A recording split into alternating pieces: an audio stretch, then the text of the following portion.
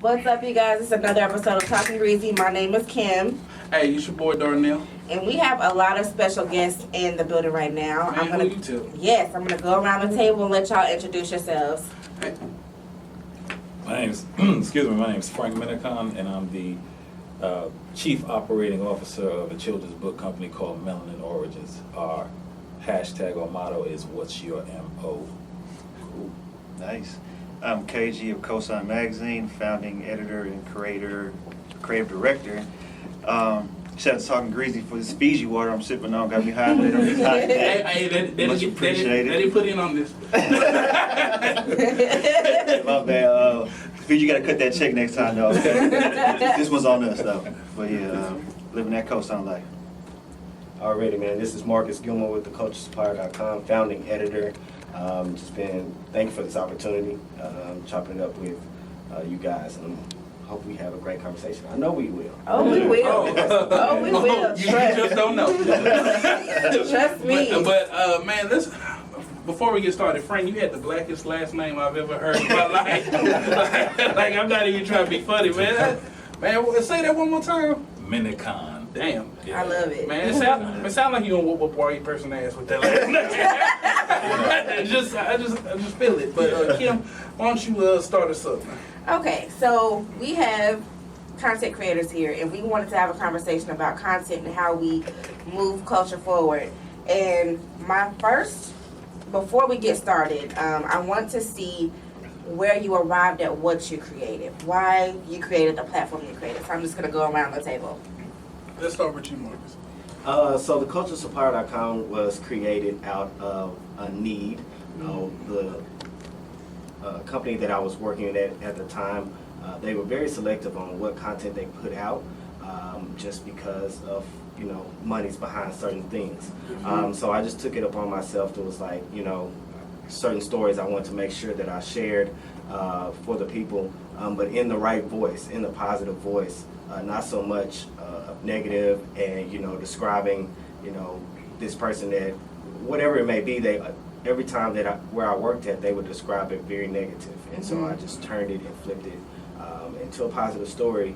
But when you visit theculturesupplier.com, you see news, sports, music, tech, film, so you get a variety of things. I tell people that you're able to take what you see on there, stand in the elevator, and have that conversation with someone. Just what you've read off the website. Just the way news is now, and the way we format it for people. Oh. Beautiful. Man, that's nice, man. What about you, KG? Really, KG? It was nice, very eloquent. That boy good. Yeah, he's nice. Hard to follow that, but okay. So I'm gonna give you the condensed version. So I used to want to be an NBA star, but I'm 5'7", so couldn't do that. Then in high school, I wanted to be a psychologist, but I'm like, man, that's 8 years of school. I'm not gonna do that. So I figured out another way to tell people stories and figure out, who they are, why they do what they do, how they act, and why they choose the profession they chose. And I can do that through storytelling, through writing articles, telling people stories. So I used to work at Ozone Magazine, kind of similar to Marcus. Ozone was strictly hip-hop, didn't really want to tell the stories of people behind the scenes, people that actually put these hip-hop artists on, DJs, producers, photographers, etc.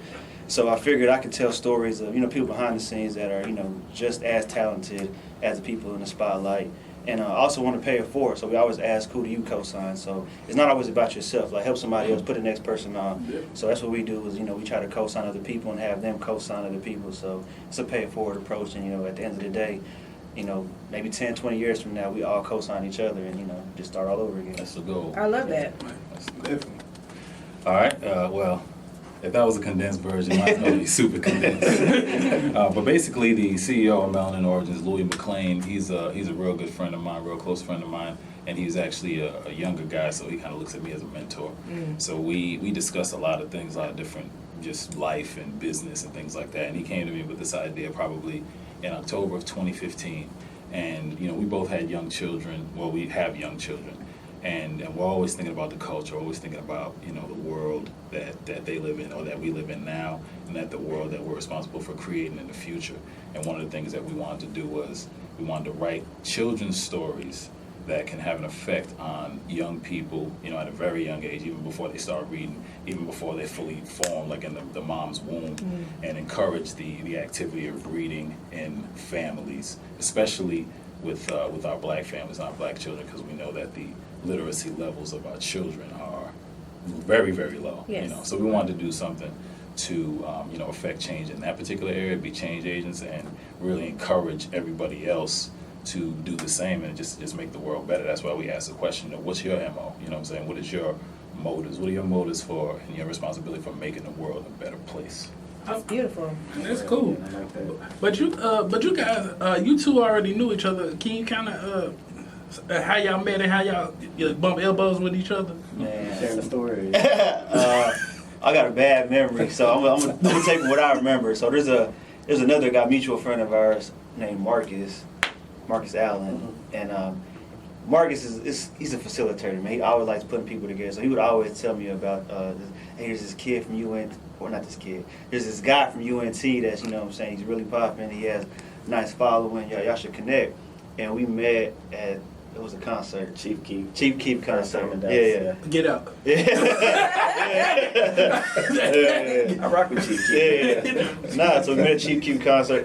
You know what I'm saying? Is a lot of times in Dallas, man, people say, yo, let's build, let's connect. But it's more like Hollywood talk. You know what I'm saying? It's just like, definitely. yeah, exactly. It sounds good. So we exchange, contacts, follow each other on the gram. And honestly, man, we've just been very supportive of each other. You know what I'm saying? Like, he always comes to my events. I make sure I shout him out. You know what I'm saying? Like, showing love is free, so we can be doing the same thing, but it doesn't mean we have to be in competition. Yeah, So, I know what you mean, because I met him through you for your event at Dada when you had the podcast Okay. with the Switch Up app. Yeah. I need a chick. Shout out to Shout out to Switch. I'm done. Officially done. But yeah, I mean, that time me and KG got to meet. Like I said, we met. It wasn't really nobody in the show at that time. We just kind of was just chopping it up, and he was like, "Yeah, this is what I'm about to start." Or he had already kind of curated, but he was ready to talk about it, Exactly. and so we just had that conversation. And like I said, it just over time we have built and continue to build whatever he has going on. It's like 100%. Yeah, make sure your cosigns on the website. Make sure it's posted on Instagram like that we're there, and I show up. And he had his cosign weekend. I couldn't make every one, but I made sure that I at least hit one just to say, and it's not even just to say I want to go anyway, but just to make sure that I'm there, Right. showing support. And so yeah, we've been chopping it up. I'm glad this one will probably be released to the story behind it. Yeah, so we've done a podcast together before. Yeah. Really? Never got released. Never got released. So, So you guys, A lot of pressure. yeah. So we gonna drop some gems, man. You know what I'm saying? We're And gonna get some here. and if it doesn't release, we're gonna holler at the videographer, get it ourselves, and put it out We to got a Coach Supplier and schedule. Co-Side. Yes, indeed. Yes, indeed. One thing that I love about this community is that we are largely supportive of each other for the most part. I think that everybody who's doing something creative here is trying to connect with somebody else creative and make sure they support and vice versa. That's one thing that I hope continues as we all grow and, get bigger outside of this singular market and go further, but all we can do is hope for the best. So let's get back to our task at hand. One thing I would like to know is how you decided who your audience was going to be. One conversation that we had as a collective, me and Darnell and Serenity, before we ever dropped an episode, was who our audience was going to be. And one thing that I've learned early on is that one thing that's really, I don't know if I should say pivotal, but I guess it is pivotal to my identity is my blackness. The things I listen to, the things that I eat, the things that I consume on a daily basis, the shows that I watch, the things that I read, all of that is a really big part of me. And so it felt kind of right for us to dial it down to our audience, probably Black Twitter. So I want to know, excuse me, I want to know as Black men how you decide whether you're going to target, I guess, everyone or a niche portion of everyone, if that makes any sense, or if you want to go directly to Black people with your content. Because I know that You definitely did. For me. Frank, yes. Oh yeah, I did. Yeah, you did. But the thing is, we because this is the thing. I mean, the world that we live in. I was just talking about this the other day. The world that we live in has forced me to look at the world the way it is. You know what I'm saying? From the lens and perspective of my blackness. You know what I mean? Like I didn't come into the world with that mentality or that mindset, but the world pretty much conditioned my mind. And I, sometimes I feel embarrassed to say it, but the reality is, shout out to Anthony Robertson. But the reality is, that's the way the world has shaped my mind into thinking. So when I do things, it's primarily from a black man's perspective living in this world. And so when we talked about this company, the name of the company is Melanin Origins. You know what I'm saying? And our audience, we wanted to make something for black people. So then we had to kind of synthesize that black people. Who do we want to make this information for? And we thought about what target audience will we need to identify to have the most affect the most change in the world. You know what I'm saying? So like Whitney says, children are the future, and that's just the truth, and I believe that. I mean, I believe children in any generation are the ones that can seriously move, the culture and move mindsets and change the world. So we decided we're going to target, for the most part, our target audience is going to be young black children. So we created books for young black children. And the thing about the process, and I know the other brothers and you guys also can speak to this, once you start, when you see what the market is needing or what the market is lacking, Yes. and you make adjustments, and that's kind of how you sustain success. So our target audience was black children. But as we looked at it, like we have this philosophy of books as mirrors. So when our children look at books, we wanted them to reflect. We want our books to reflect them or an image of them. But we also look at the philosophy of books as windows. You know what I'm saying? Like people who are not in the black community can look at our books and understand it's a window into our culture. You know what I'm saying? You get to appreciate the individuals that you might not have learned about in school because you were learning about George Washington, but not George Washington Carver. You know what I'm saying? Yeah. So we wanted to make our books as mirrors for our children, but also as windows, opportunity for other people to learn about our culture. So that's really what our philosophy was. Well, Marcus, you kind of cater towards, the black millennials, the black entrepreneurs, the black person who, wants to really network in the city. I always see you post events and all that. With catering to black millennials, does the content change all the time, or the speed and where you got to drop something? Because I mean, we're on the go. We're the clicky generation. I need my news now. I need my food now. I don't even want to take you on a date. I want to hit it now. I don't want to do no hard work. I just want to hear. Like how do you just get? How do you cater to people who's wired up like that? Right. I mean, it caters to what we're in right now is the microwave phase where it's 2 minutes and it's out. But it just depends on what's happening. What I have to do is pay attention to, and Kanye West said, it's like, listen to the kids, bro. And that's what I have to do. Everything that I put out is not always a 25 and up content. It may be 18 just because of really music is the key thing for them. But it changes, it varies. With my sister, she helps with a lot of the content ideas, especially from the women's side.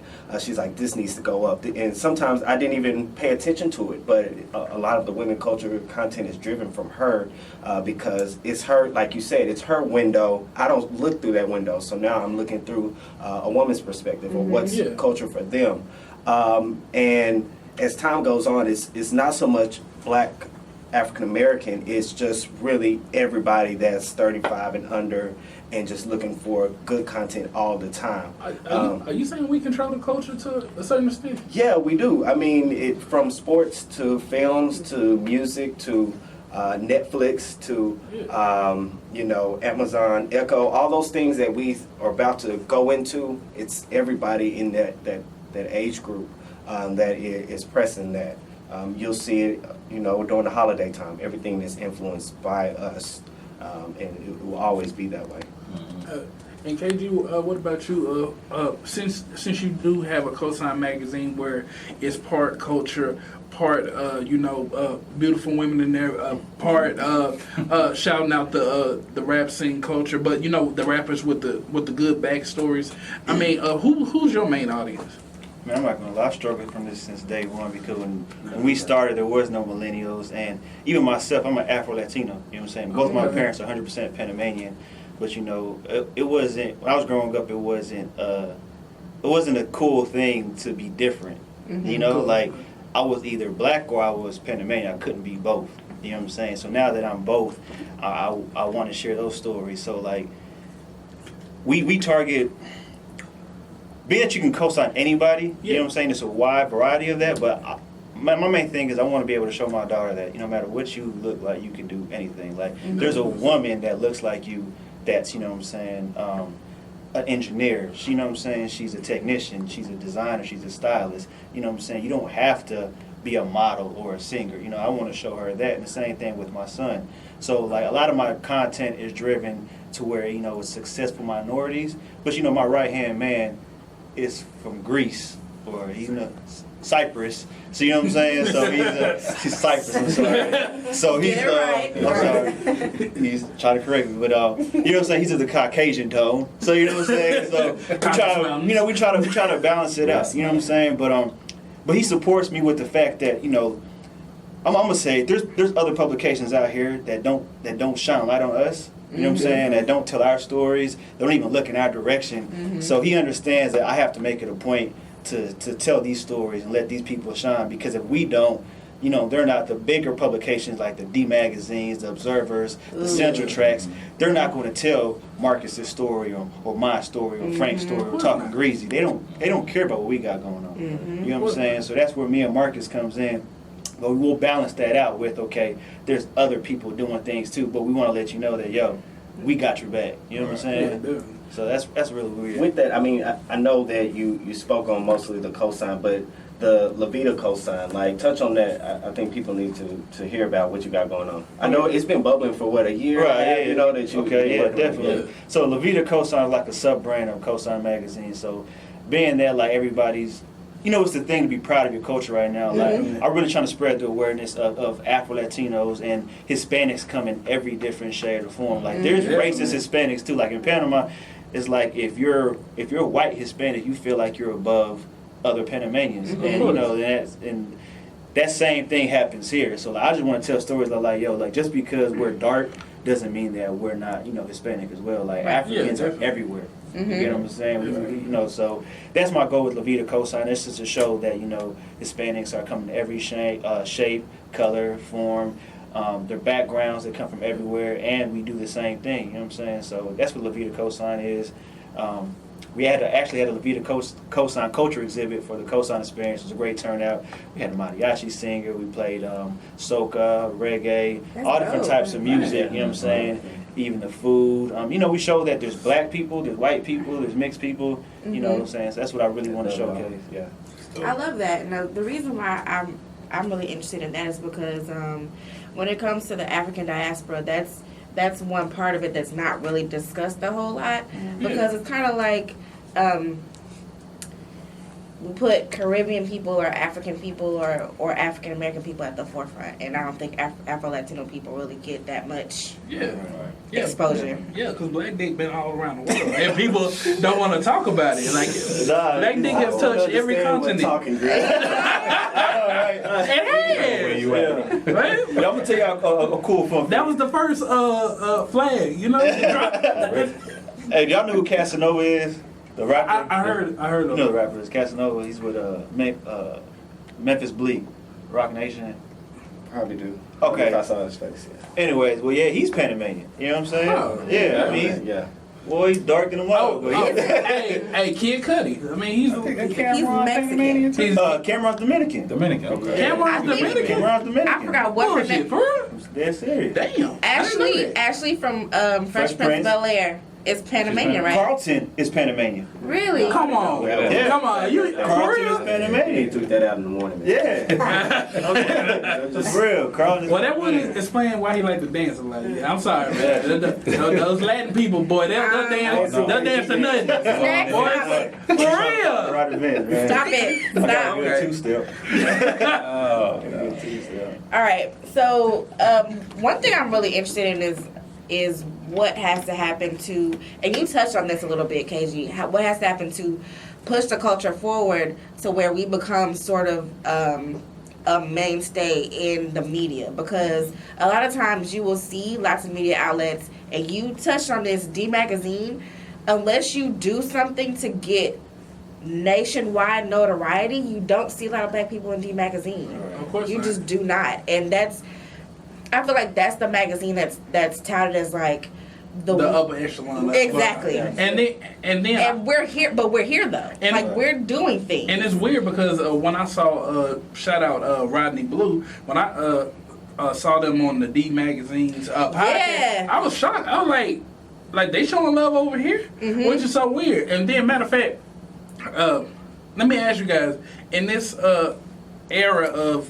like she said, trying to push your brand further and get it that national praise, how do you like get there? And then especially with oversharing, or people taking your content and posting it on theirs and being like, oh, we got this article from Marcus Gilmore, he writes for us. We're like, no, he has his own stuff. Like, how do you rise to the top with oversharing and stealing? I mean, people are going to take regardless. I tell my sister all the time, she'll post something on Instagram and she'll be like, oh, well, they have it on their page. I'm like, it's just how it is.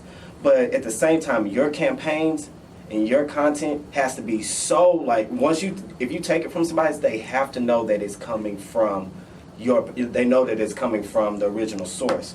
To speak on the interview I did with Ice Cube, you can't go get that interview from nobody. That's my face. You have to know that's the Culture Supplier. 1,000 cosigns. You know that there's 1,000 cosigns. No matter what you do, you share it. You try to do anything with it. 1,000 cosigns is tagged so much inside of the passage. I mean, the story. You can't take it, and so it's going to take us to continue to do those. Just put one foot in front of another, and just continue to create these campaigns. We're talking about us in 2020, 21, and we're still doing this. You know, you guys look at us in 2017, but 3 years from now, if you look at us, and it has evolved. It may not be what you see today, but it has evolved, and it's still us putting one foot in front. Just ideas just keep coming, and then eventually, you'll see us standing on stage for South by Southwest, and Afro Tech that's coming up, out with behbeh. Like, they're calling us, like, hey, you guys got to be here because you guys have created these campaigns that nobody else has seen, and so it's driven so much traffic. They want it, and that's the only way we can get to that level. There's certain levels I'd rather just not even care to be on. It's making sure that I spread as much information, as much positive, and just doing and sharing people's stories. How do we start controlling the narratives that we put out, though? I want to kind of get back to that. I mean, we don't really... Frank, right now, everything I've heard today, I will email you this week. And I want images of your books, and I want to get that up because it makes to me, it's perfect. I want to find all the teachers as much as possible. My sister's a teacher. How many books can we get to put in her classroom? How much, and just doing that, that's the sharing of the story. Exactly. We hit Dallas ISD with all those books.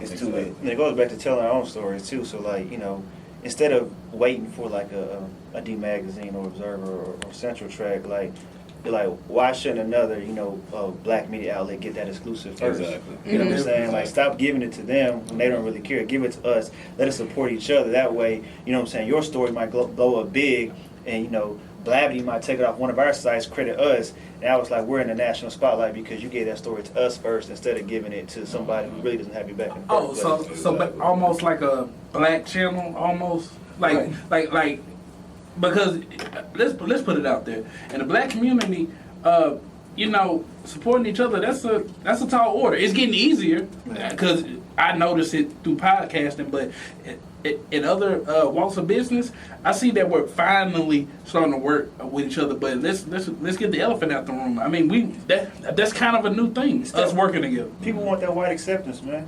That's exactly what it is. People want to be accepted by white people. You know what I'm saying? Because it makes them look diverse. Like, I'm on D Magazines, so and so and so and so and so. But bro, our quality is just as good, if not better. I'm in the trenches. I'm at these events. I'm talking to these people. They know me and Chris's name. What's the Observer editor's name or D Magazine editor name? No idea. No idea. No idea, because And they're not out talking to people. Yeah, they're not. Because me and Kim last year, I don't know if we're going to go this year, but D Magazine had a award show, and they was saying Area's podcast, Area's new artists. And some of these artists haven't dropped new music in 2-3 years. Yes. And some podcasts or radio shows we've never heard of. Like, No, I had heard of them, but they win every year.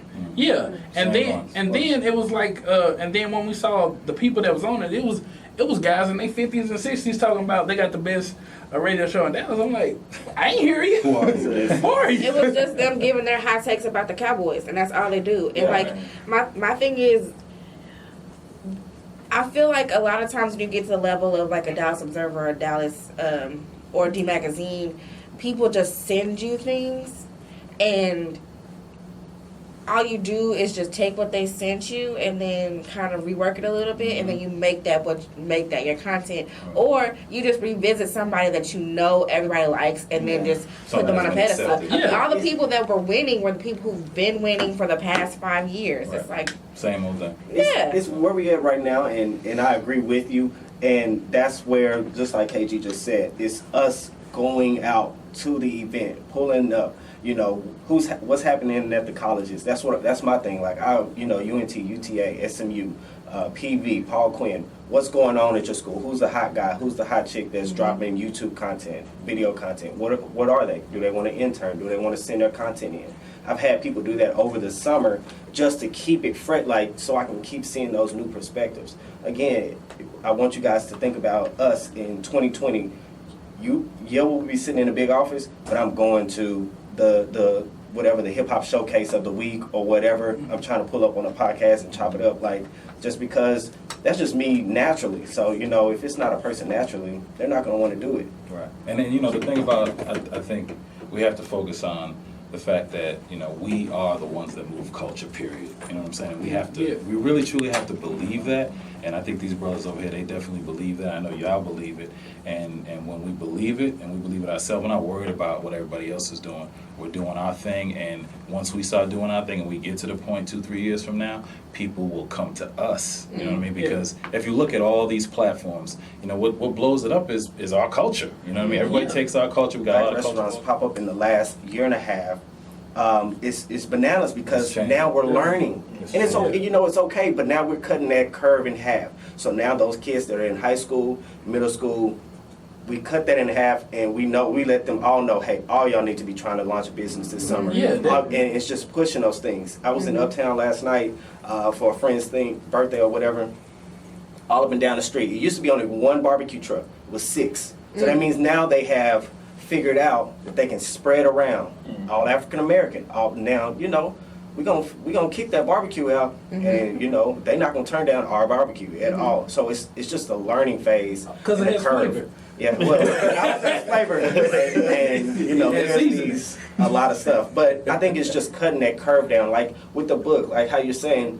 If I knew 10 years ago to focus on more IT or more health or more things. Now at 27, I probably would have did that. God has His own path for everybody, but opening that window to say, like you said, you don't have to be a model, you don't have to hoop, you don't have to do any of that. You can in your spare time, but you also can learn how to run a camera, learn how to build an engineering box, know how to run a drone. Because the kids that are running drones in high school, best believe, and when they get out, they may or may not go to college, but they will be African American or Hispanic or whatever it is, a minority, and running that electronic stuff.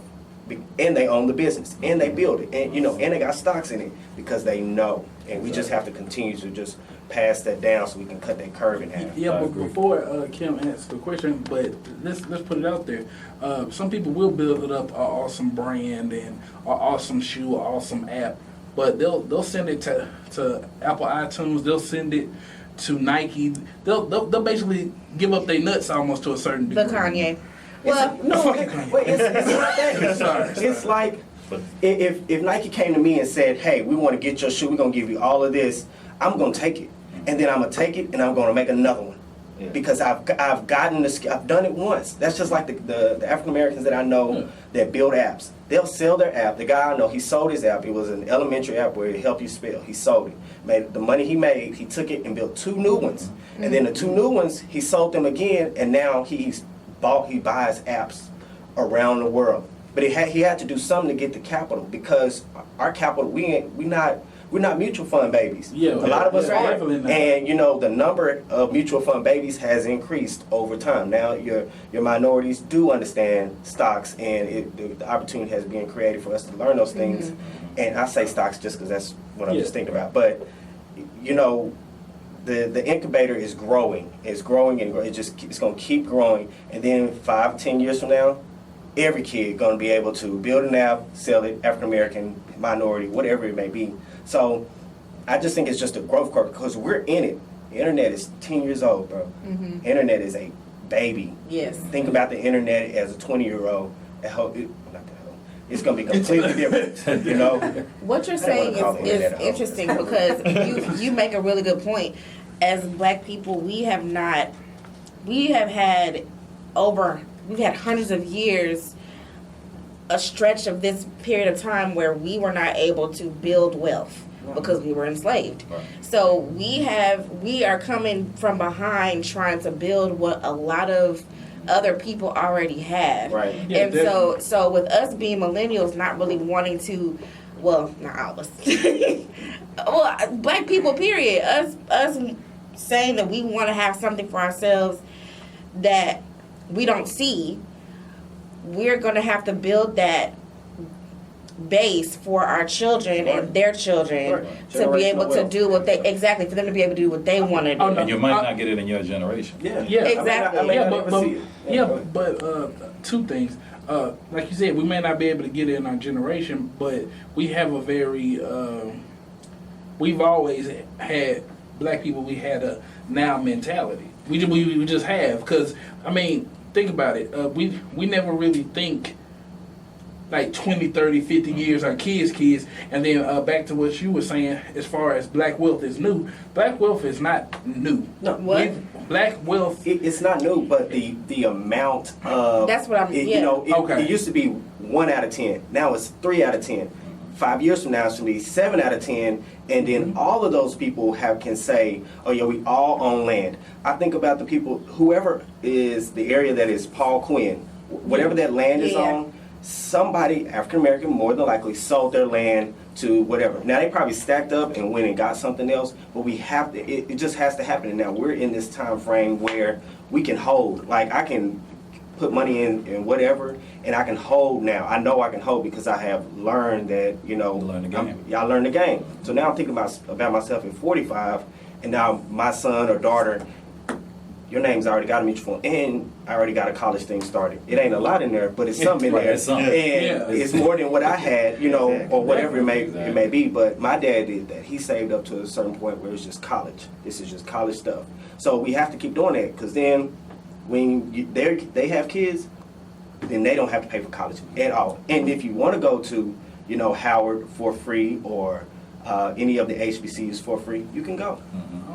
You know what I think also, to the point that he made, I think that one thing we need to do better as a culture is we shouldn't have the mindset that like our children need to go through the same thing we went through to get to where we were. You know what I'm Why? saying? No, Like, but, yeah, like- but we don't. I'm saying because we don't build like Yeah, that. You know what I'm saying? I want to put you in a position to where you make. I made this mistake and this is where I got. I want you to make a different mistake and get past me. You know what I mean? So Yeah. I want to at least put you in this position to make a different type of mistake Yeah. to learn from, to overshoot where I got. You know what I mean? what? You know what? That makes sense, because this is 2017, and if you have a child who's an adult, probably around my age, how old am I? 27. Oh, yeah, baby. 27.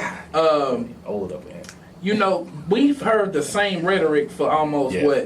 50 years. Yeah. Gotcha. Graduate high school, go to No. college, Oh, no. get a job. Yeah. That's outdated. Listen, That's outdated. let me- And the sad thing is, I think Black parents want to help, but they can only help within the means they know that they got what they got. Right. You can only what teach little what bit you they know. got. Yeah, you can only teach what you know. And what I was going to say to that is, I'm 42 years old. That's what my parents told me. You know what I'm Yeah, saying? definitely. They came from another country. They came from Liberia, and they had me and my sister here, and they said, okay, y'all gonna be Americans. Y'all gonna go to school, and y'all gonna get a job, all right? Now, I have younger siblings, and so my sister went to school. She's 2 years older than me. She went to college, so I went to college, you know what I'm saying? And then I have some younger siblings, and I went, I saw the whole game. I got a job, you know what I mean? I got a master's degree and all that. I got a good job. And I said to them, you know what? Don't follow the same thing your brother did. You got to make sure that you get paid for the skills that you have. Yeah. Which means you got to own your business, and you have to own your craft, and you have to own your skill, and somebody got to give you some money for what you do specifically. And shout out to you, Frank, for being the second African on the show. but back to what you were saying. That's the thing, though. When we talk about getting started, or hey, you got to do something different. Most people don't know what that different is. Even though we got the internet, even though we got all these black millennial meetups, especially if you're a black woman. Black women are really I'm not. No, shout out to black women. They are really. They are really like teaming up and being like, hey, we taking this lane, we doing this. But there's still, even though that's happening, there's still plenty of people who just don't know what type of moves to make. Now look, I had my kid at a young age, like 19. You know what I'm saying? My parents, they moved. I was out here. I mean, black and African. I mean, Latin. Yeah, that makes sense. Exactly. So Shut up. I know. Name a black person or a Latin person who don't like fucking. Please continue, KG. But Jesus. my father went from Panama at 21 straight to the U.S. Army. You know what I'm saying? My mother, when she moved here at 17, she went to high school and she got bullied because she spoke horrible English. So they told me, you're not going to be like that. You're not going to the Army. You're going to college and you're going to get a job. And my sister was older than me. She went to college, did her thing. But I wanted to go to college, but at the same time, I knew that like my purpose was bigger than that. You know what I'm saying? So what that taught me is like now I'm in student loan debt. You know what I'm saying? That I'm still paying on, and I don't want my daughter to go through. UNC. You know what I'm saying? So even if my daughter she'll be 10 next month, and I'm telling her like, look, even though you're only 10, you don't have to do what I do. You don't have to go to school. You know what I'm saying? Take that time out to figure out what you want to do and choose that path. Now, if you say you want to be a designer or artist or whatever, technician, and you fail, that's what I'm here for. You know what I'm saying? I got your back. I'll pick up the slack and we'll just start over again. You know what I'm saying? And you know what? Let me hurry up and wrap it up. The thing that tripped me out is people will literally go to college, go work for somebody else just to have enough money to be broke. Yeah. Yes, and on that note, that's a perfect place for us to take a break. We're going to take a quick break and we'll be right back on Talkin Greasy. Oh, we're back. And I want you to finish what you were talking about. Okay, well, what I was saying was, like people really normalize crazy things. Like society tell us what's normal. Tell this. You go to school for 13 to 18 years. Then you go beg a white person who probably don't even know your ass or can even relate to you for a job. Then if they do hire you, they hire you cheaper than what they can actually pay you. Then on top of that, once you had to get anywhere from 10 to almost $100,000 loan to go to a school to get a degree that may or may not get you a job. Then on top of that, once you your parents want to kick you out because you grown. So now you got to get your apartment, a new car that's leased. So now you got all these loans, and you got a job that only gives you enough money to give you enough gas to go back to a job you don't like. What sense that make? Hold on. Also, don't forget that you also you go to school and you have the student loans, and then you get a job that doesn't even pay you the salary to pay back the student loans. Exactly. And I think that's something that we're starting to realize. Kim, when did it start at college? Real talk. Greasy University. You think I'm lying? We're figuring we're figuring out how to manage the loans and all that. Like what I learned was once I got my degree, I said, okay, I have this amount in debt. It's not that bad. If I really push down, I can really get it taken care of. But another thing, I found out every job field that would do forbearance or whatever the term is, but basically after so many years, it would cancel out. Okay, so that's nonprofit, education, whatever. Bet, let's go do it and go back to living on that certain means. It's 5 years 4 years of my life, which 24, 28, I'm good. Now we can get out and really, and during that 4 years of time, which I'm still in, I've been building something else that may turn into something else, or at least I have cleared that headroom. So now I got some air to breathe, and it's just knowledge. It's just knowledge. That's all it is being able to say, pass down. Hey, you really don't have to do the student loans. If you do, this is how we're going to tackle it. Every summer, we're going to put a little cash in the savings to be able to, as soon as you finish that day, you walk out of graduation, you drop it on there, cut it down, and you can chill for a couple years and stack to get a house. Like, those things, I'm learning right now, 27, and tell my dad, hey, did you know that? Like, no, I didn't know that. Well, now we know. So, little Junior, wherever he is, if it happens, if that's God's will, or little Miss Junior, I don't know how you say that, but then I'll be able to create that, Yeah, no doubt. It ain't yours till you create it. I think every generation learns something. Yeah, to definitely. be It's able the curve. to We just can cut it down. yeah, relay back to our parents to have a conversation, or relate to the next generation, and then have them be in a better position than we are. I think that's where we are. I think we're in a unique space because we're the grandchildren of the civil rights movement, and because of that, we have kind of this pressure to be great, to be what they wanted us to be, and so we're trying to rethink that, or put that into some sort of context that we can pass down to somebody else. But I think we're gonna work our way through that at some point. Yeah, but then again, if we're gonna add context to that, our grandparents' idea of success was a nice house in a white neighborhood on a picket fence where they were left alone and they could have their children be safe. Our ideas of success is totally different. That's true.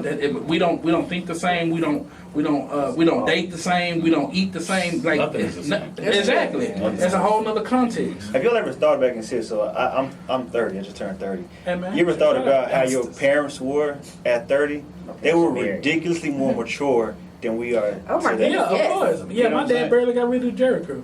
I just thought about that because my You parents, put him they on got Front Street married. so hard. Yeah, they got married at 24. You know what I'm Yeah. saying? They had a family, they careers, all that. Like I'm still figuring it out. Yeah. You know what I'm saying? Still 2 kids, still figuring it out. I mean, they got clothes, shelter, food, water, all that, so they good. But I'm just saying, like, it's just it's part of it. And that's what I was saying about, we need to make sure that we make a deliberate effort to make sure that our children are not in the same place that we are when we're 30. You know what I mean? Like that has to be our life goal. Like my kids, I mean, I have young kids, and they really the reason why I signed on for these children's book company. Now, by the time we produced our first book, they were already past that reading level. But I was like, hey, this is you guys motivated me to do this.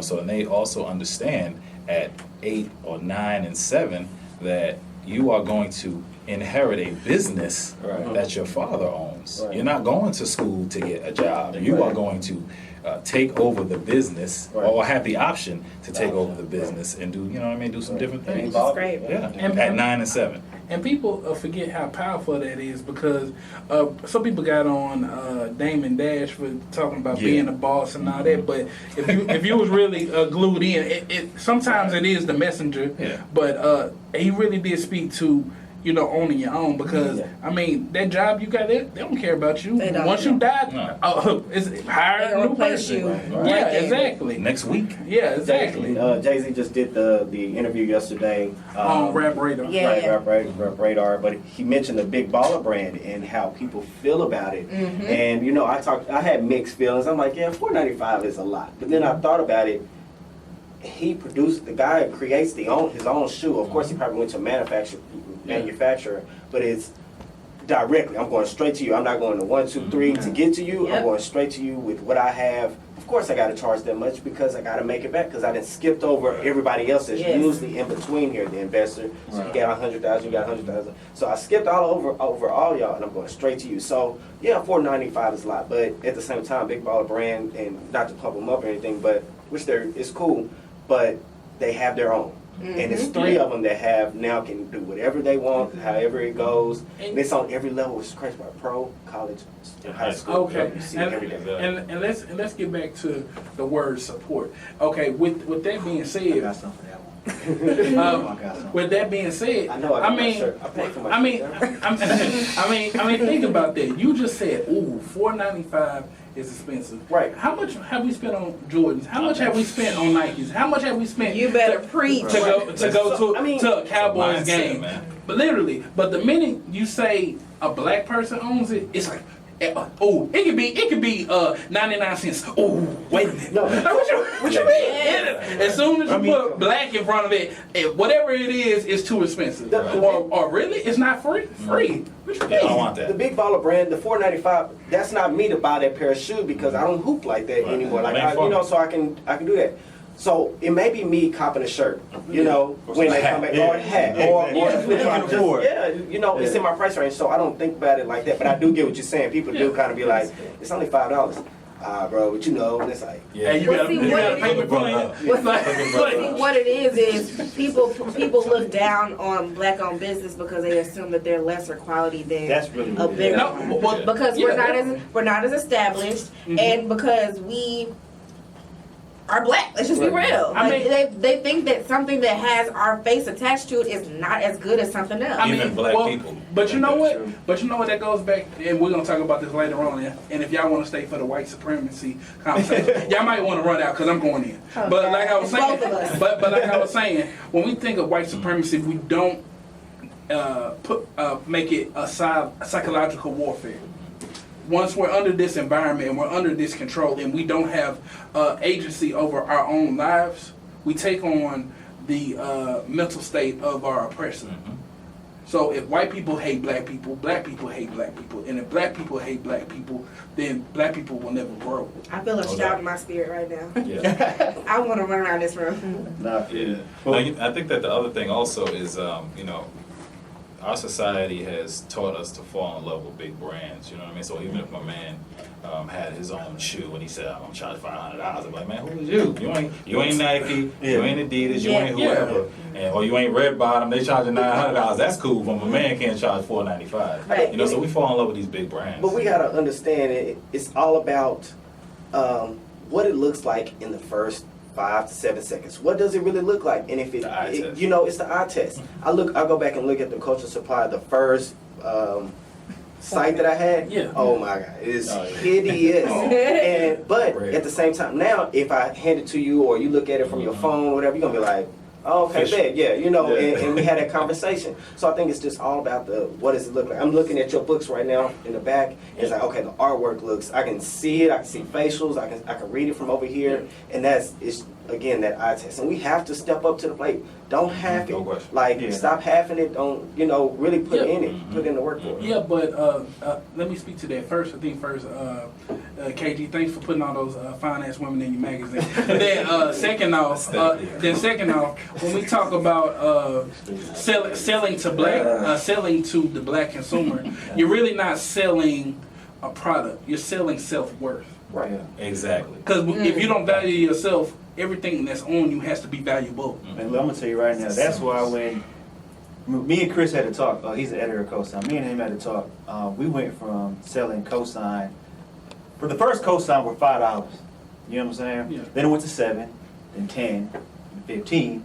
Now we're at 20. It's gonna stay at 20, but it's $20. So I get the Dance Magazine $20. Yes, that's what I feel like it's worth. You know what I'm saying? You're gonna buy it or you're not gonna buy it. Yeah. It doesn't make me any difference. You know what I'm saying? And you don't have to, and with your magazine, you don't have to say, well, you know, I only come out with it at this time. Yeah. It's like, That's no, the bro, price. he comes out with it at the same time. This is the price, and then he throws all this stuff to go along with it. Show, release, all those kind of things. So it's like, you gotta value those things. It's $20 a place. Right. And I've sat in a room where he has, we having a meeting at the same time, and it's being edited at the same time. The magazine's being edited, and he's so frustrated just because he's just trying to get stuff done. It's like, okay, I bet I see. You gotta pay for that frustration. But then I remember we talked offline to you guys though, was about support. Like I was saying, support is more than just showing up sometimes too. Yeah, sure. You know what I'm saying? Support is buying that book. Exactly. Yeah, exactly. I got $20. I'm buying a book. Word up. Exactly. You get the bundle package, the greasy bundle package. I appreciate it. I feel like that's one thing we do need to make sure we push with our people though, because sometimes they'll be like, yo, I want to come through, show support, put me on the list. That's not support, bro. Bro, they try to be slick on the low, bro. You know what I'm saying? Hey man, I love your stuff. You know, if only you ship all your t-shirts and hats to my house. You know, like, nah, bro. It's a lot of things. It's multiple folds. I think that, like yesterday, I went out and to an event, and these people, we go, Lauren Mack, she does always network and chill and crown holders. We always, do stuff together. And every time I come, even though I wasn't in the planning of the idea, I come in, I'm like, how much? And they be like, oh no, you're good. And I naturally just because you guys are doing your work.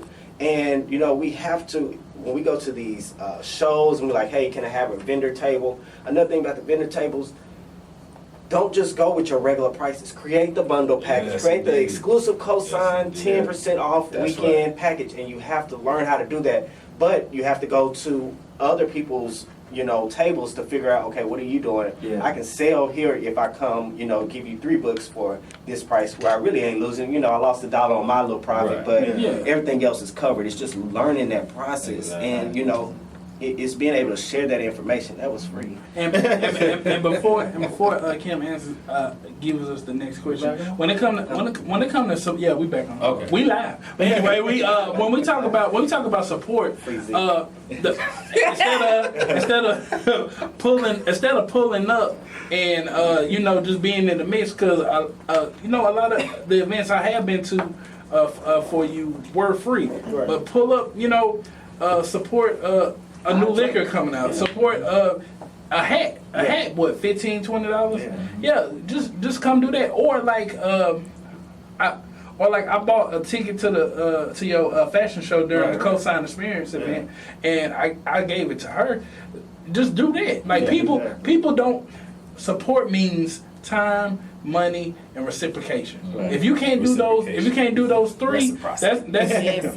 you. Oh yeah, there you go. I like that word. I just like that word. No, I agree. I think that's one thing that I think it's kind of a learning curve for people. A lot of people are not used to being affiliated or having friends or family who have something going on, like a business or whatever, and so they just assume because I'm your cousin, I'm your friend, I'm your whatever, that I shouldn't have to pay for whatever it is.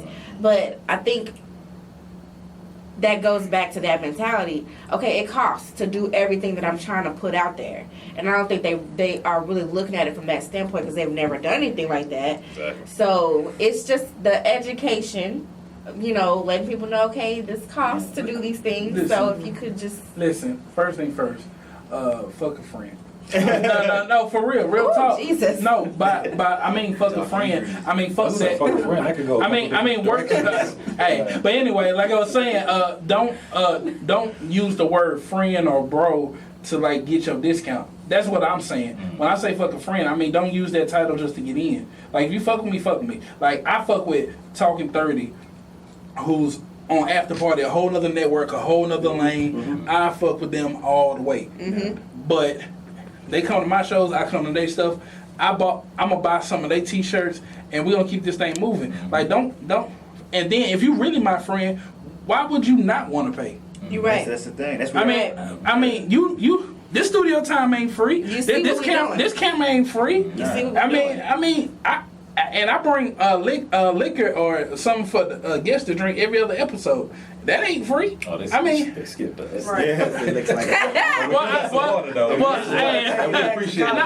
Listen. I thought y'all was the classy type. That's why I didn't bring no liquor in. Like, for real, I did. I thought y'all was the classy. I didn't think we survive doing what we do, man. It's hard out here, but we need liquor, man. Listen. Go back a few episodes. I don't need Hennessy in this building. You're right. Having trying to have an intellectual conversation. Okay. It's like, that's where the real words come out.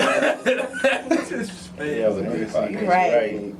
Okay, so we're gonna go into sort of a different direction. Ooh, definitely. Hey, before we do that, rest in peace to Dick Gregory. Rest in power. And matter of fact, Marcus, didn't you get a meet him once? I got to meet him, and so where I work at, we have a lot of celebrities that come in all the time. So that's probably one of the top, influential people just amongst us as, who we are. But amazing. And he walks in, and it's maybe six people with him, but it's very just, calm and regular conversation. Hey, what's going on? How's your day? Good morning. It's 6 o'clock in the morning, so, he's just chilling, really. But there's no filter. And I guess that is talking greasy, but there was no filter. Like, he just, this is whatever you could think of and whatever was on his mind. And I can't remember what was going on at that time, but he had came in and just dropped a lot of knowledge. And I still have some photos, and it's just, one of the ones you print and you frame and or post it or put it on your wall. Yeah. I still do print pictures a lot. My dad prints so many pictures, it's crazy. But you put them up because everybody didn't get that chance, and Definitely. and just to shake his hand and rest in peace to him, and that's pretty much. His point of view was so powerful on so many different topics. He's a comedic genius to me. And the things that he had to say, whether it was about the civil rights of black people or water and the things that are in it or chemtrails, there are so many things that he had to say that people weren't up on until they heard him speak about it. And so, we lost a real good one. Yeah. So let's kind of shift gears and discuss in the wake of what happened in Charlottesville. Yeah. There have been lots of interviews that have been really poignant. One that I think is really poignant is one that Eddie Wong, if you don't know who he's the inspiration for the show Fresh Off the Boat. Yeah, on Vice, right? Yeah. No, it's on ABC. That was on ABC. I believe it is on No, ABC. but I'm saying he's on Vice too, right? Yeah, he's on Vice. He is on Vice. He's on Vice too. I love him. The show on ABC is about his family growing up in Florida and what it was like being an Asian American in a predominantly white area, and it's really great. If y'all haven't watched it, I would definitely recommend you go back and watch it. It's so good. It's hilarious. But anyway, he sat down with Jared Taylor, who is a known white nationalist. White supremacist. Same thing. And they had dinner and they were discussing different topics, and they got into why Jared Taylor was so adamant about his views. It goes back. It does boil down to being afraid. He basically believes that at some point white people will be a minority in America. Good. And okay, I'm not gonna say all that. No, I'm gonna say you ain't got to. Okay. Oh, how do we get to this conversation?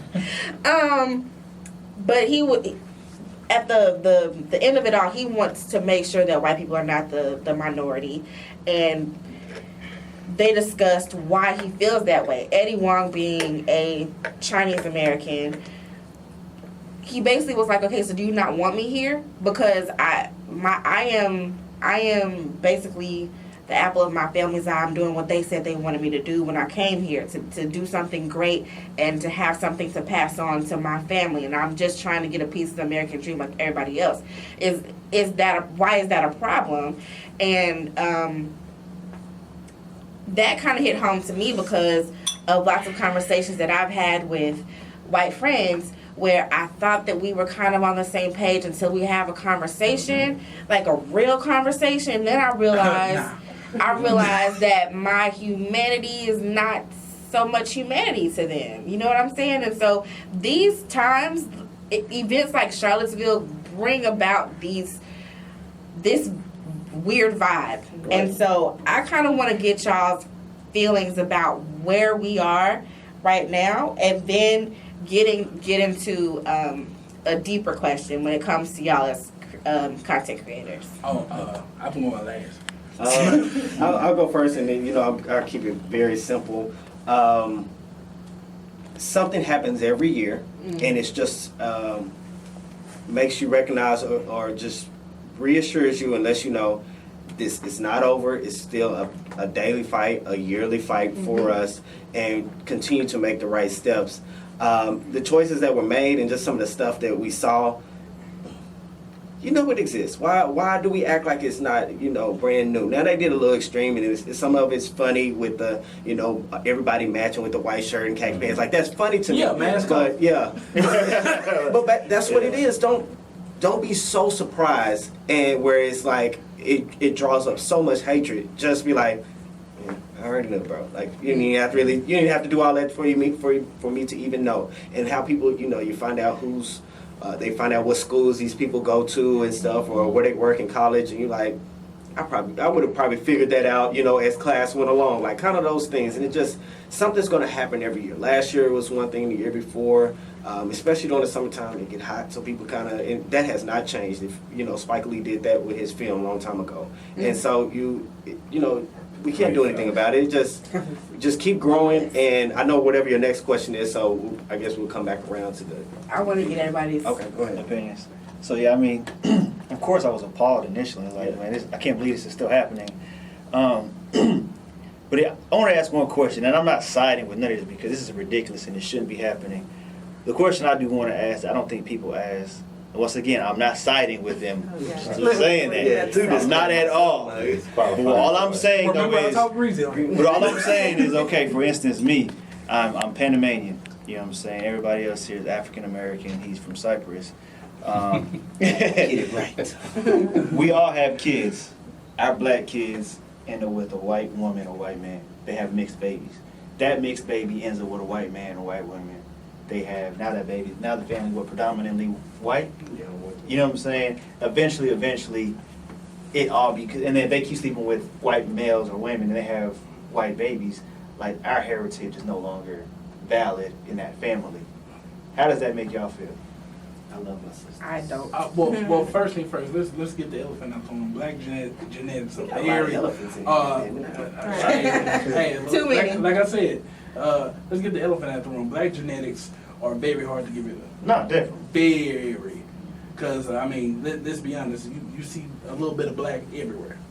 So I don't care. And people really don't talk about this. White is a recessive gene. It's one of the weakest genes. And you have to have a high supply of people having birth to even keep white people around.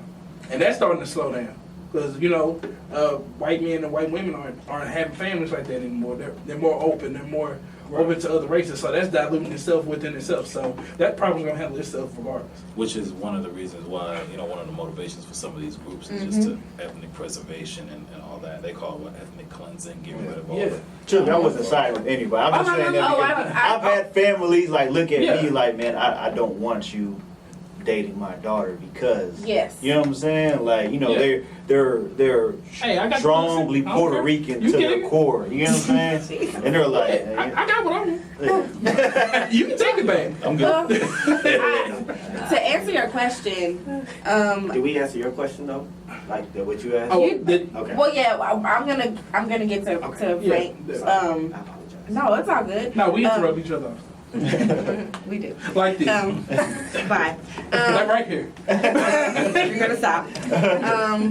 No, what I was gonna say is to answer your question. I personally wouldn't have a problem with it because I know that there's still gonna maybe it's not my family who continues to have black children, but there's gonna be another family somewhere that's gonna have black children. I really hold my culture close to my heart. I love it, but at the same time, I know that my family is going to have agency to be with whoever they want to be with, and I want to make sure that is always at the forefront because it's not my culture being preserved. I don't want that to come before somebody that I love being with somebody else that they love. You know what I'm saying? So I'm going to keep my culture close to me, and what they decide to do is what they're going to do. Okay. All right, so back to the question, right? Yes. You know, I think that there's a couple of things at play here, of course. I mean, I'm older than most of y'all. I think all of y'all. So, you know, I see the world from a certain perspective. And I none of that stuff surprised me. You know what I'm saying? Like, they hide in plain sight, and then occasionally they come off the internet and they come out of their groups and they show you their presence. And I think that we need to accept the reality that these people are out there.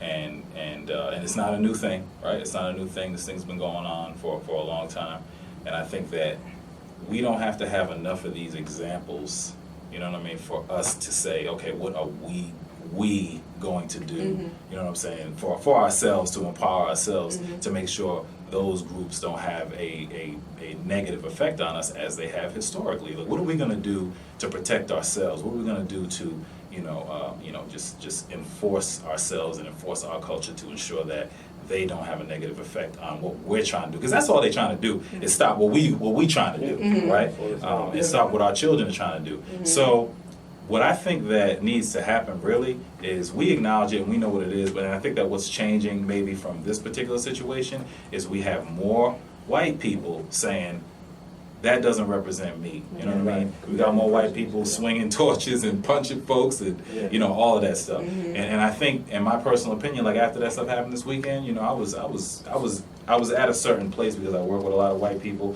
I wanted to go around the office and ask, yo, you with them all? And I'm serious because Is that true? Right. because there was a picture on Instagram and it really encapsulated what I was thinking. Like the top, it was the same picture, two pictures. The top picture had the folks in the tiki torches and it said bigot, racist, this, that, and the other. The bottom picture was the exact same picture and it said loan officer, police officer, guidance counselor, teacher. And the fact is, these folks are able to hide in plain sight.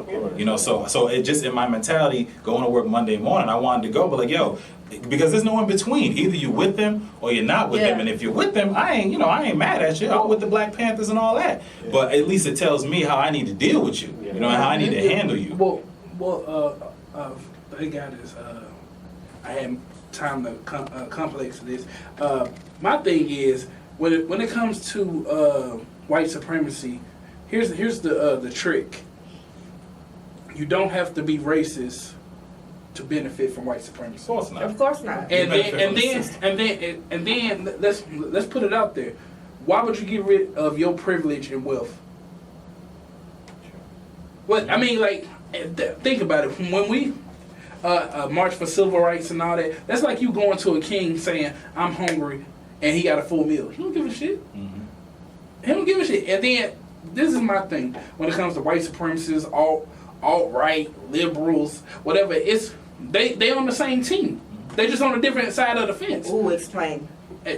Okay, listen. All right, all left. They're fighting each other. The only fight is, hey, all right is like, no, we're coming for every other race. The all left is like, no, we can do it in a classier way. What? Yes, that's it. That's the only thing. The only because the thing with white supremacy, the main component of it is deception. They're in your schools. They're in your apartments. They're patrolling your neighborhoods. They're feeding you your food. They're giving you your water. They're giving you your degree. They're giving you your job. They're giving you validation. I disagree with what you're saying. I mean, that's a lot of power within itself. Okay, now if you're trying to insinuate that white people who are liberals are like the white people that Get Out, I can't. I don't recall. I haven't seen that movie. You What? now? Man, we gotta talk about that. We ain't seen that. Yeah. Talking about Well, support. I forgot. Why I listen to Hidden Colors, so I already know. The only difference is it's more visually pleasing. I forgot you hadn't seen the movie. Anyway, y'all get what I'm saying, right? They like from the plain view, it's we would have voted for Obama a third term. We're so happy that she's in an interracial relationship. Tyrone, how the fuck are you? Yeah, let me show you around to all of our white friends. We're very inclusive, and then the gauntlet drops. You know what I'm saying? Like, if that's what you're trying to say that white liberals are, I can't say that I completely agree with that, because I know that there are so many white people who are actually very against this, who identify as liberals. I mean, and I understand that. And just because you're against it doesn't mean that you don't benefit from it. Of course. That's just what it is. And I'm not trying to separate the thing, because if you want to, people demean Israeli and people who believe in Muslim faith, and they say, "Oh, they're too extreme. They're destroying the Muslim culture." But nobody wants to talk about these Christians who wear white hoods. True. Like, I'm not just coming for the subgroup. I'm coming for the whole group based on that one subgroup. Now, is that the whole representation of the group? No. But if we got black people acting up, just killing everybody and just doing stuff, I reprimand them. There's certain black people I don't hang with because they're fucking up the culture and fucking up what we trying to do over here. And with white people, I feel like they try to, but then again, at the end of the day, how many white people are really going to want to give up their privilege? Right. And I think it's all about who's controlling that narrative, too. Yeah, so and all these points are great. I think everybody has their own view on a lot of things. One view that I heard in the news was Des Bryant's view about him not even wanting to say anything because he has kids. What do you guys think about that? Just Who said that? Des Bryant. You know, you weak nigga. Right. Do you think so? Yeah, I do too. Yes. The reason why I say this is because when you are in a position of power, there are people who will never reach that status, who see somebody that looks like them, who want them to say something that speaks to them because they made it. We don't get the opportunity to make it that often. Right. Like, So I feel like when you have a platform like that, it's kind of your responsibility to say something when it. Yeah, that's why I'm not even fucking with the NFL this season because how they did Kaepernick. Like, you got me fucked up. If you can literally get in trouble for standing saying, "Hey, don't kill black people." If you as a business look at me and say, "Hey, if you get killed, so what?" But this white quarterback who rapes women more than one time does all this crime and get everything swept on the table. You're cool with that? I don't fuck with you. And then that's why I fuck with Marshawn Lynch, because Marshawn Lynch, he did like I think you were trying to allude to. He got his $50 million, didn't coon, didn't give up his nuts. He played his game. He got his commercials, kept his money, reinvested, then went to Africa and retired. healthy with $50 million. And every interview that he does with the Raiders, he he's chilling. He's himself. Des Bryant did not say. I don't know what he did not say.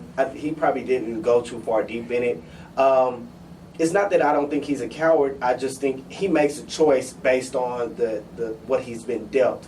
Yeah, who he works for. Yeah. You got to respect before you even get to the NFL. It's who he works for, and it's just that is what it is. So that's just the hand he was dealt. But Colin Kaepernick, he was like, "This the move I'm gonna make, and I'm gonna rock with news for." Okay, I'm sorry to put you on the spot, but okay, you in the same fence.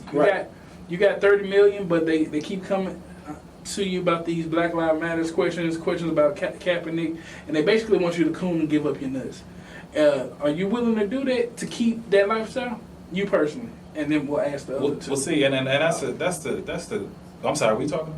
Yeah, but I'm talking to both of y'all. Both of y'all. Anyway. I'm media trained, so I just. Oh, you'll keep that shit. I can, But just like I just did right now. Yeah. I think that, and that's the thing, that I think that when we talk about systems, that's part of the noose. You know what I mean? Like for these athletes, they're thinking about, like for the most part, they're thinking about their endorsements, they're thinking about their check. You know what I'm saying? They're thinking, and I think you have to think about these things. But at the end of the day, it's not a question of that. It's a question about humanity, and it's a question about right and wrong and all these things. So I think that you got a person like Kaepernick who says, well, I ain't worried about those things. You know what I'm saying? Now, granted, it wasn't the Kaepernick that was in the Super Bowl and all that. Right. But the fact of the matter is, he got to a point where he said, you know what? I'm not concerned about the fallout from what I'm going to say. Right. You got somebody who's still in the league, who's playing, who thinks about more of those things, especially because of who they work for and the things that they've been through personally that are going to have an effect on that. But at the end of the day, that person is probably thinking about his endorsements and thinking about his salary. Because he may be the top guy in the whole list. Kaepernick, and I don't know for sure, but he may not be. He don't have to be that. But at the same time, he has made the choice. But I guarantee you, he still get a huge check for popping up at these places, doing the speaking engagement, the private galas, which will be this fall. I mark these words right now. I guarantee he'll speak to 4 or 5 big galas where that number is that check is very nice, Yeah, and you know, and I can still pay on whatever I'm living in, or you know, keep cashing out. I'll tell you right Be now, true to man, I yourself. get the millions, bro. I'm gonna be 50 cent a median. I'm going on everybody. Yeah. I already made my money. I don't need to be stupid wealthy. Just make me Yeah. rich, my family good. Yeah. I'm voicing everything. Yeah, and see, that's the thing. I think I wouldn't call it cooning because it could just be that he's trying to be strategic about how he does this. I mean, he hasn't been in there that long. If you think about some of the people who've been in the NFL. Okay. So if he's trying to build something, he knows that if he says something like this could rub a whole lot of people the wrong way. Maybe he wants to get to a place where he feels like he's good, and then he can say whatever he wants to say. You know what I'm saying? So we can't really just call it cooning right yet. But we can because we have brothers like Shannon Sharp, Killing it. Barmani Jones. You know, we have black men who are willing to stake their piece, stand their ground, and still get a paycheck. So and I hate that being a black male, you have to, and black women. Oh my God, and black women, you have to wear so many hats at one time, and that's just the curse we got. It's not a curse. That's just our nature. That was the hand we were dealt to be able to manage all these things at one time. And everybody does it. We just do it at a different pace or a different scale or just a different situation. You know, like I said, I mean, I agree with both what they did. You know, you have to make your moves for your circle. You know what I'm saying? And another thing about this, I think that we can't, you know, overstate is that, you know, you got to look at his history. Yeah, and you know what I'm saying? I'm trouble. Like, he being I'm gonna say right he's been in now. enough trouble. Yeah. He's just trying to stay quiet. But he's trying to Finish out, you know what I'm saying? You know, he's made a lot of progress compared to the guy that he was when we first got here. Yeah. So I'm sure that plays a part too. Yeah, just like Michael Vick trying to give Kaepernick advice when, you know, he out here giving herpes and Dolph and you know. Oh, you didn't know about that? And, yeah, he had herpes and then he having dog fights and Scooby Doo trying to get out. You know, like shit like that. Like you need to be in a good space to, like, I really feel like all these black actors, media, everybody, we need to have a media course because you do not have to just say these coonish things. You don't have to sell your nuts because, like y'all all said earlier, we're the culture. What's the NFL without black people? What's NBA without black people? Now they're not gonna take them all at once. I mean, fair, but literally, I'm not watching the NFL now. But if they didn't have black people, I'm really not watching it.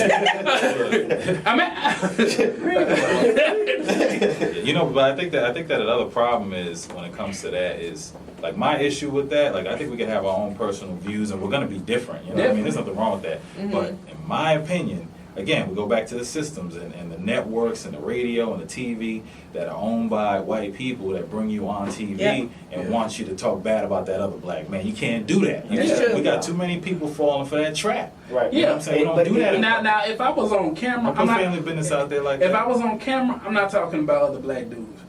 But if I see you in the streets or it's on some podcast shit, I'm coming at you. Exactly. I'm coming. You on camera right now? I think it's just, you know, you prep yourself for, like, if they do call you and you have to be on television, just prep yourself for that conversation. How do you approach it? And where you can voice your opinion and still make sure, you know, I don't have nothing bad to say about you. Right. Make Exactly. your choice. You gotta make your choice You for gotta it. do If that. you're the top of the food chain for your people, do what you gotta do. And, you know.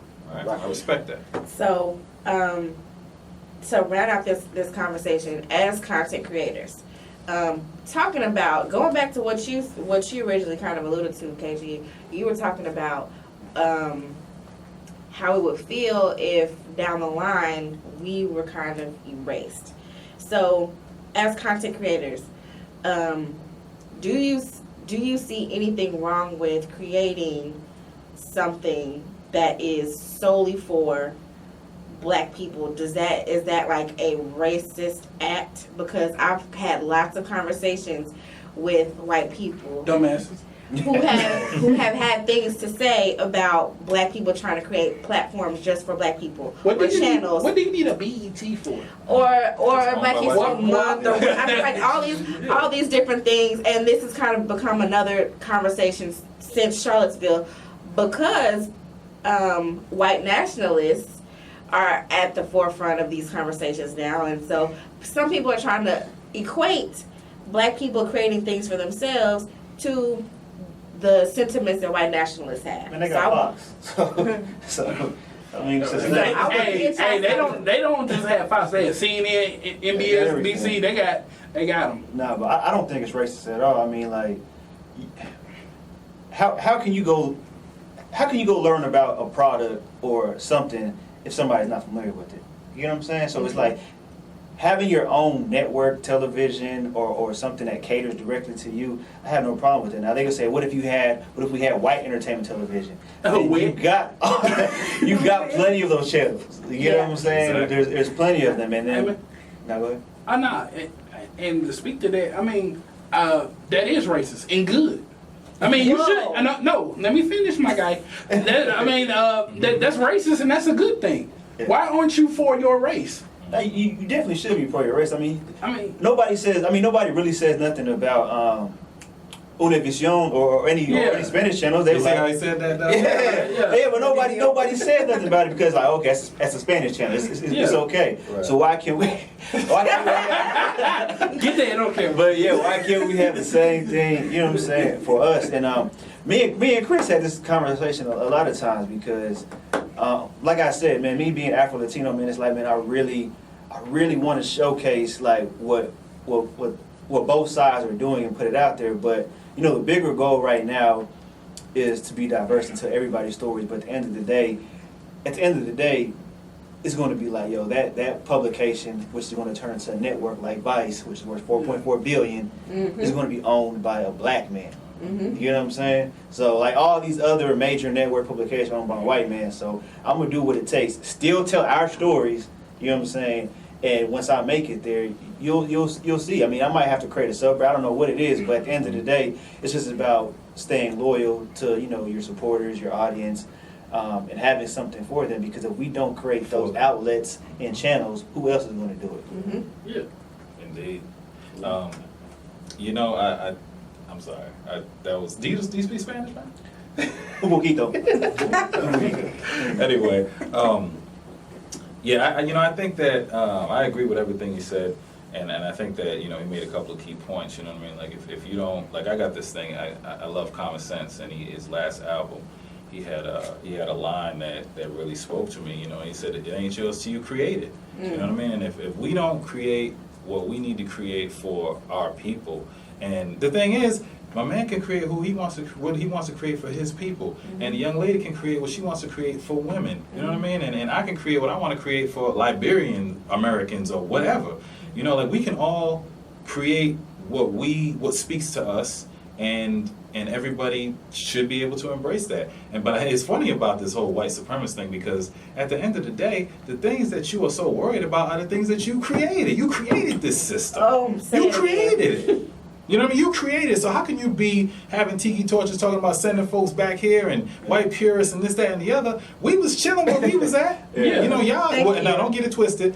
There were people here before white folks got here. Don't get that twisted. You talk about sending folks home, but where is your home? That's the question. You ain't got one. So let's let's get into those things. That's why it's so silly to me that they so serious about the things that they talking about. You talking about white supremacy? That white supremacy is built on inferiority and fear, period. Yes, it is. I agree, and this goes back to the conversation that Eddie Wong had with Jared Taylor. Jared Taylor kept saying, "This country that we built, this country that we built," and Eddie Wong made a very good point. He was like, "Do you believe that's a fact that white people built this country?" And he was like, "Yes." And who else made it? Who created it? And he said, black people, Native Americans, Chinese with the railroads. Like, that's one thing that I think is missing from this conversation when white people want to know, well, how come y'all needed this and y'all needed that? It's because we have invested so much in this country involuntarily, and yet we're not represented. So how can you be in the background creating all of this shit for you, and yet we can't get just a little bit of reciprocity? How is that fair? That's a big word. First thing first, if you waiting for reciprocity from a white hand, go kill yourself. Let's put it out there, because at the end of the day, like you were stating, we moved the culture, we created a country, and all you did was manipulate, steal, and thief, and that's not downing white people, but that is your culture. That's where you come from. Yeah. Like literally, white people came up with the patent office, so they literally just started stealing ideas. Literally, so that's not. Slaves. Yeah, so let's have a conversation. If you want to go there, let's go there. And to be honest with you, fuck a white supremacist, because I'm a black man in Texas. This is another day in the office. I got a 9mm just for anybody with the bullshit. And so they go for a white supremacist, whatever, because it is coming to them times, and we talked about this early on. That I told you once. 45 was going to be in office, that was going to be a shift where everybody is going to have to be on guard. Women, gay, Afro-Americans, Latinos, Asians. If you're not white male, be on guard. Make America great again. Man, what does that really mean? Yeah, exactly. That's the first thing I thought when he said that. I was like, what in the fuck is that supposed to mean? Man. Exactly, and then I'm around this off because I don't like all this bullshit in my system, man. I don't even like that energy. But I'm just gonna put it out there that we had these content creators here to kind of shine a little light for you and let you know you are the culture, you are the movement, you are the light, you are the reason that this world is a better place. And I know we're just talking about web content, but it drives to a more deeper issue. Invest in yourself, love yourself, connect with others, and let's be great. And white supremacists, I know you listening, but eat a dick. They not listening. So I want everybody to go around the table and let us know where we can find your content, where we can support, where all this stuff is. Yeah, Marcus Gilmore, theculturesupplier.com, Instagram, The Culture Supplier, Twitter, and Facebook, all of that the same. Just, again, I think the biggest thing is to continue to support, share, go follow on Instagram, go like, go comment, send me an email and say, hey, I would like to see this story. If you have a blog post or you have something you just want to share, send it to me, info@theculturesupplier.com. It's pretty simple. And, and just let's keep sharing information. I think, again, it could be about anything as long as people are being positive. If you go to my website, there is no gossip. I'm not talking about what happened here or there, because I don't care. Because if you talk to me in person, you would never hear me gossip about anything. It's just regular conversation, regular challenging ideas and thoughts and morals to my morals versus your morals or whatever it may be. It's just regular conversation. I'm just, appreciate the time again. You can find Talkin Greasy episodes on theculturesupplier.com. And so I thank you guys again for We appreciate that. We appreciate that. No, guys, this is KG of Cosign Magazine. And to feed off Marcus real quick, same thing. You won't find any negativity on Cosign because you can't cosign negativity. It's only positive. Cosign people that do positive things. Message. Or you wouldn't support it. Just want to put that out there. So, yes, KG Graham, Cosign Magazine, cosignmag.com, Instagram, Cosign Mag, Twitter, I don't have one, Facebook, Cosign Magazine. And you can follow me at Cosign KG on Instagram. Email is info@cosignmag.com. And buy your domains, man. Yeah. Buy your stuff. That's what I be trying to say is. No, Marcus, I'll buy your domain. Come on, that's a business. That's a business. Hey.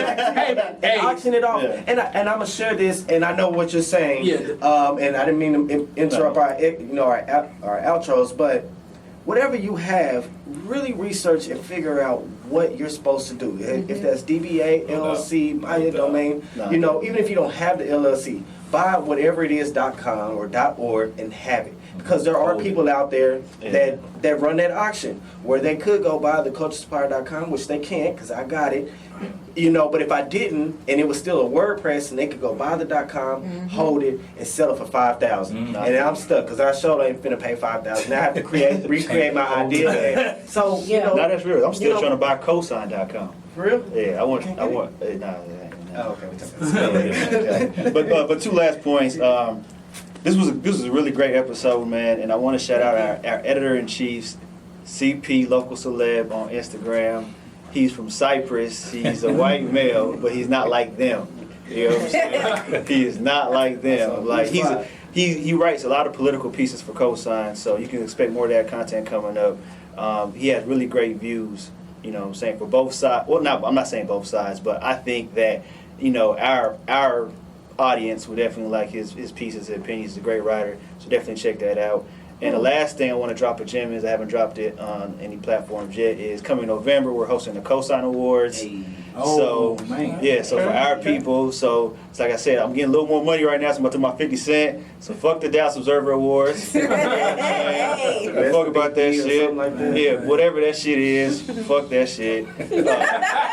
Cosign Awards coming November. You know what I'm saying? This is for our people doing positive things, doing big things in the city. I'm not going to call it a best of because we're all great. We're all kings and queens. It's just going to be for the person who just hustled a little more harder this year. So the Cosign Awards coming November. I love that.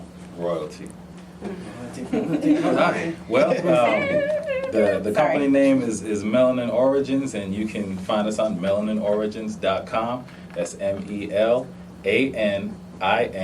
origins.com. You can find us at melaninorigins.com on Facebook, on Twitter, and on Instagram. You can find me at on all of those platforms. You can also find me on Instagram, the Black Ghost 75. Yeah, that's my pseudonym. Francis. You know, I got a lot of pseudonyms.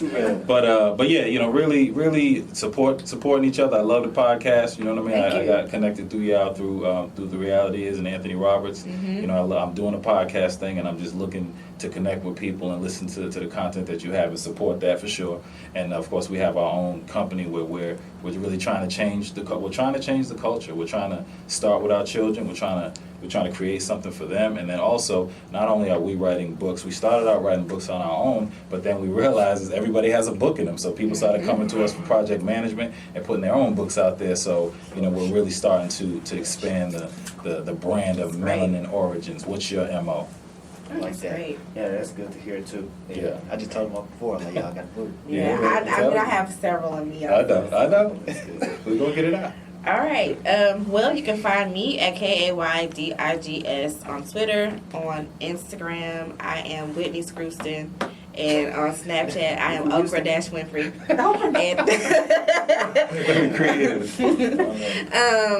You can also find okra. Okra, the vegetable. You can find us at Talkin Greasy on Twitter, Instagram, and Facebook. Who has the best okra? Who has the best okra? Ooh, that's a good That's question. a good question. I'm gonna ask you that. Yeah, it's really Luby's, but whatever. You know what? Luby's okra is not bad. They got Man, Luby's is trash, man. If you like, Now you leave. listen, if you're not old or if you have never tasted food, Luby's is not good. If you've never tasted food, are you alive? So let me tell you this. I've only ate at Luby's one time. I went to high school in Killeen. That's where, Killeen, the dude shot up to Luby's. So that wasn't the thing you do Oh no. in Killeen is go to Luby's. So Okay. I can't even remember what it tastes like. Why is Luby's the target? They already about to go. Like, For the real? people at Luby's are getting ready to This was like go. long Yeah, something. yeah. You heard of that? It was like 20 years ago though. Yeah. So, but Okay. never been to Luby's ever since. I mean, I think I Damn. did. Damn. Well, that's a good reason. Hey. One last thing, as he plugged his National Goal Writing Day, December 27th, 2017. Opportunity for you to write down your goals for 2018. We do a check-in for the 3 months right after. So it's a phenomenal last year. It's pretty cool to I create participated. a national holiday. So I love again, I'll that. go for it next year. So be on the lookout. Hey, it's your boy Darnell. Snapchat, Instagram, Twitter. Hit up your boy. We can chop it up or whatever. But hey, man, you probably didn't get to say what you wanted to say. Yes. You didn't say your name on any of those. Yes, I did. No, you didn't. Okay, Ms. Autocorrect. Darnell does it. Snapchat, Instagram, Twitter, and then also, if you want to be on the show, comedians, artists, content creators, we really support the movement and what Dallas is doing. But I can't support you if you don't come see me at Talkin Greasy at gmail.com. And also, if you want, leave us a voice memo, 469 454 Okay. 8231. Okay. Yeah, You just you had to know do that. But like, We also have a meetup. Oh yeah, tell us about the meetup. What's gonna happen? So what's going to happen is we're just trying to invite all the creatives in the area to come out to Good Friends from 4 to 6. Just a chance to get to meet other creatives, no matter what kind of creative you are, to get in front of other podcasts as well so they can push what they're trying to do and, create some sort of one place for everybody to get together. Yeah, I'm not even gonna lie to you guys. It's one part us trying to brand out. Second off is us trying to speak to the people in the culture, and then third off, I mean, this is gonna sound weird. This culture is so big, most people don't know other people. True. So I mean, this is another excuse for us to meet up, talk, and I don't care if it's 10 people in the room, 100 people in the room.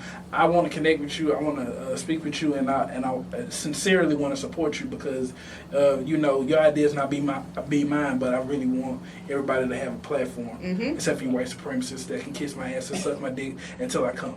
And it ain't easy. Weird. And it ain't easy talking greasy.